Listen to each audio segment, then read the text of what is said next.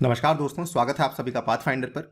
So I am sure आपने हाल ही में सुना होगा कि चाइना ने अपने सेंसस के जो नंबर्स हैं, जो आंकड़े हैं, उनको रिलीज कर दिया है। ये जो आंकड़े सामने आ रहे हैं, इसमें कई सारी चीजें जो है वो सामने आई हैं कि चाइना की जो डेमोग्राफिक क्राइसिस है वो किस तरीके से अनफोल्ड हो रही है। चाइना की जो पॉपुलेशन क्राइसिस है वो कई सारे पहलू असल में ले चुकी है, जिसमें से एक पहलू मैंने यहाँ पे मेंशन भी किया हुआ है कि कम से कम 30 मिलियन लोग ऐसे हैं, 30 मिलियन पुरुष ऐसे हैं जो कि अभी भी अविवाहित हैं। और कहीं ना कहीं ये जो एक एस्पेक्ट मैंने आपके सामने पेश किया है, कहीं ना कहीं ये चाइना के द्वारा चलाई जाने वाली जो वन चाइल्ड पॉलिसी थी उसी का एक रिजल्ट है जो कि हमें आज देखने को मिल रहा है। केवल ये एक पहलू नहीं है, कई सारे और पहलू हैं जो कि हम आपके साथ डिस्कस करने वाले हैं कि क्या क्या प्रॉब्लम्स हैं, क्या क्या क्राइसिस हैं जो कि चाइना आज फेस कर रहा है। ऑल्सो आपके साथ में ब्रीफली डिस्कस करूंगा regarding the one child policy, so that हम वीडियो में थोड़ी सी एक बेहतर फाउंडेशन बना सके। चलिए स्टार्ट करते हैं मेरे साथ। ऑल्सो एक इंपॉर्टेंट अनाउंसमेंट है, कल दोपहर 1 बजे आपको मेरे साथ जुड़ना है। ये वाली क्लास होने वाली है पॉलिटी के एमसीक्यूज की, जिसमें हम डिस्कस करेंगे बेसिक स्ट्रक्चर और अमेंडमेंट्स के कुछ इंपॉर्टेंट महत्वपूर्ण एमसीक्यूज जो कि आपके यूपीएससी प्रीलिम्स के लिए काफी इंपॉर्टेंट है। राइट, सो देखिए, वन चाइल्ड पॉलिसी के बारे में बहुत ही ब्रीफ सी इंट्रोडक्शन आपको देना चाहता हूं। चाइना उन कंट्रीज में से एक है जिन्होंने बहुत ही जल्दी बेसिकली अपने फैमिली प्लानिंग के प्रोग्राम को स्टार्ट कर दिया था। वैसे दुनिया भर में सबसे पहला फैमिली प्लानिंग प्रोग्राम भारत के द्वारा स्टार्ट किया गया था, लेकिन चाइना ने भी बहुत कम समय के बाद ही इसको स्टार्ट कर दिया था। 1953 की बात है, और उस टाइम पे चाइना कानून भी लेकर आई थी अबॉर्शन को लेकर और कॉन्ट्रासेप्शन को लेकर, और ये सारे के सारे कानून, इनका पर्पस एक ही था कि पॉपुलेशन को हम लोग काबू में कर सके। ये एफर्ट्स चाइना ने शुरुआती टाइम में रखे थे वॉलंटरी, यानी कि अगर आपका मन है तो आप कर सकते हैं, अगर नहीं मन तो कोई बात नहीं। लेकिन 1976 में माओ जेडोंग की डेथ के बाद ये चीजें ऑलमोस्ट मैंडेटरी कर दी गई थी कि अगर चाइनीज स्टेट ने आपको कुछ बोल दिया है तो वो आपको फॉलो करना ही करना पड़ेगा। उसके पीछे का मेन कारण बेसिकली ये था कि 1970s के एंड में, 1978-77 के एंड में चाइना की जो जनसंख्या थी वो 1 बिलियन के मार्क को क्रॉस कर चुकी थी, जिसके चलते चाइना इस चीज को लेकर काफी ज्यादा चिंतित हो चुका था। वन चाइल्ड पॉलिसी अपने आप में एक पूरी वीडियो डिजर्व करती है, लेकिन अगर हम ब्रीफली बात करें तो देखिए, ओवरऑल जो चाइना का कानून था वो स्टार्ट हुआ 1953 में फैमिली प्लानिंग का।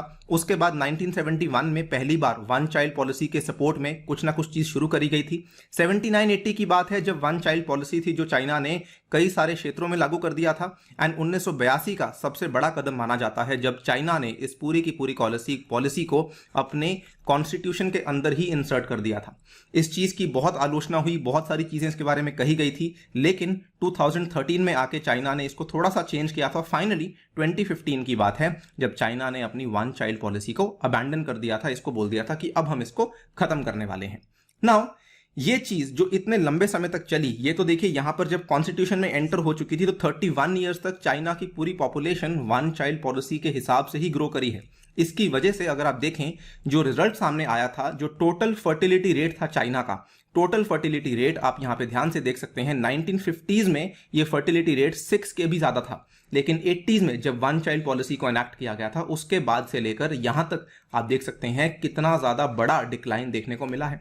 यहां पर हालांकि यहां पर आके almost total fertility rate almost constant हो चुका था, लेकिन हाँ यहां पर अगर आप देखें टोटल फर्टिलिटी रेट अप्रोक्सीमेटली 1.8 से 1.9 के बीच में आ चुका था।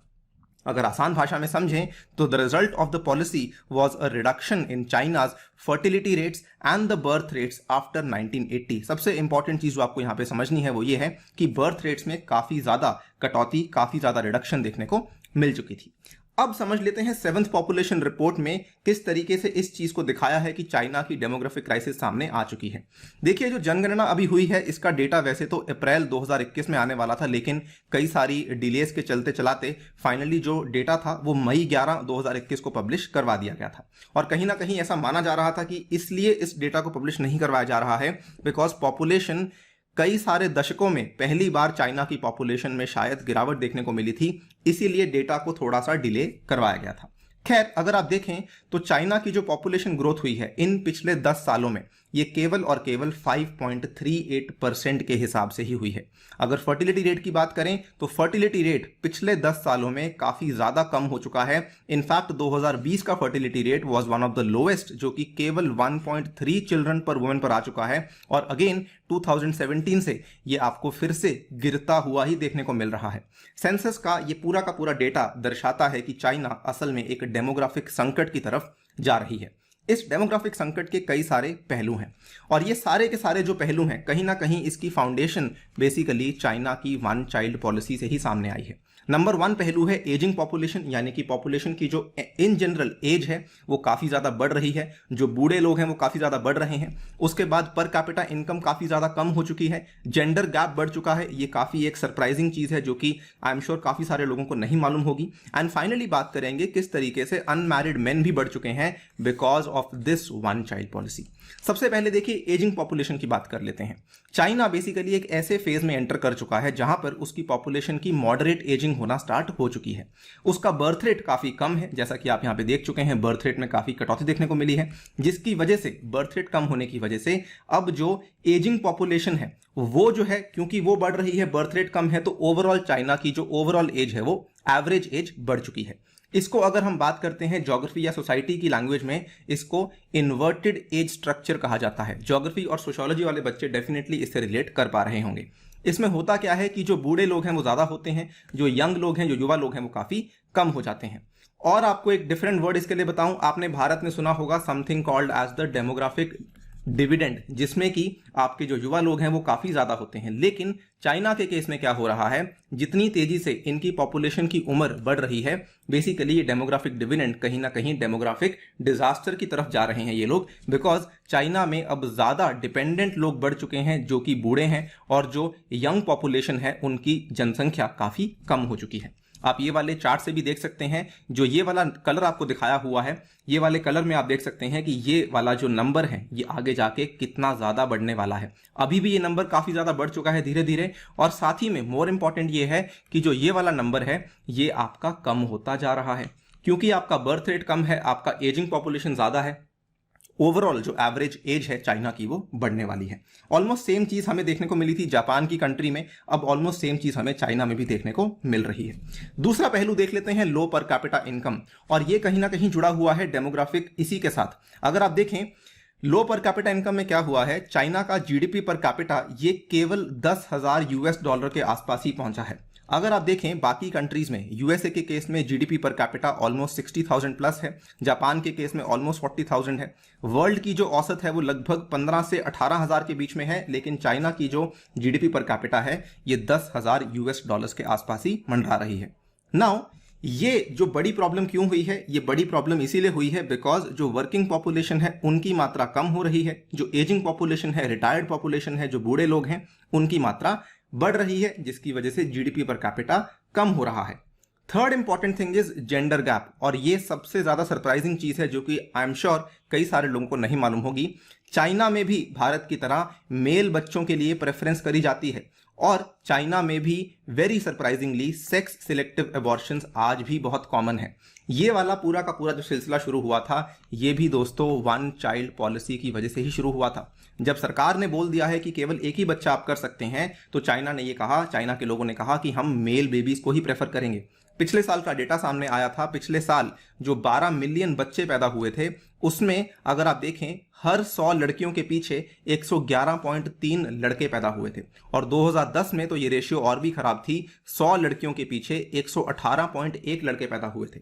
तो रेशियो आज भी चाइना में काफ़ी खराब है, आज भी चाइना में सेक्स सिलेक्टिव अबॉर्शंस हो रहे हैं, और जेंडर गैप जो है वो धीरे धीरे बढ़ रहा है। अगेन आप देख सकते हैं ये वाला आर्टिकल आपके सामने, how China's one child policy created a massive gender gap in the country.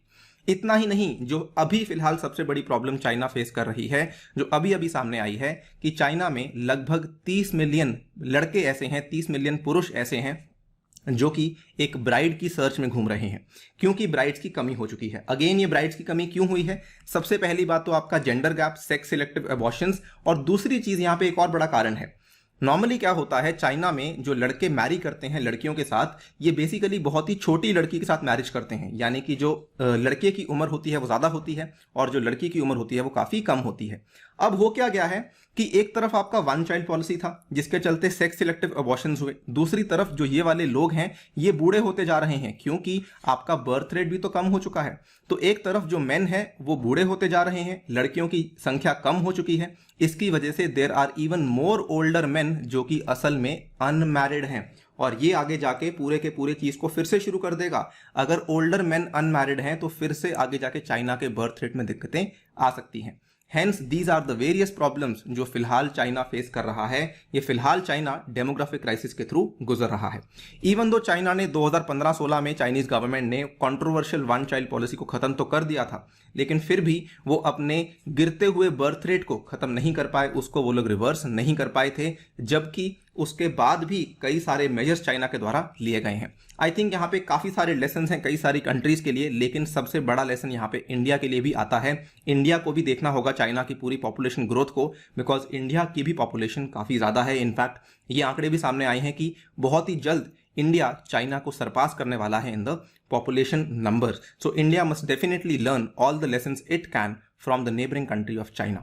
Video को यहीं पर समाप्त करता हूं, लेकिन जाने से पहले आपको बताना चाहूंगा अनअकैडमी की सब्सक्रिप्शन अगर आपको परचेज करनी है तो आप परचेज कर सकते हैं। फिलहाल बहुत ही बेहतरीन ऑफर्स चल रहे हैं, जिसमें कि जीएस और ऑप्शनल का कॉम्बो, या फिर अगर आप आइकॉनिक जीएस और ऑप्शनल का कॉम्बो लेते हैं तो सीधा 25% का डिस्काउंट मिल रहा है, और इसके ऊपर भी आपको 10% का डिस्काउंट अवेलेबल करवा दिया जाएगा दोस्तों, अगर आप लोग मेरा यूनिक रेफरल कोड यूज करते हैं ANIUPSC। और कोई भी कोड आपको इस्तेमाल करने की आवश्यकता नहीं है।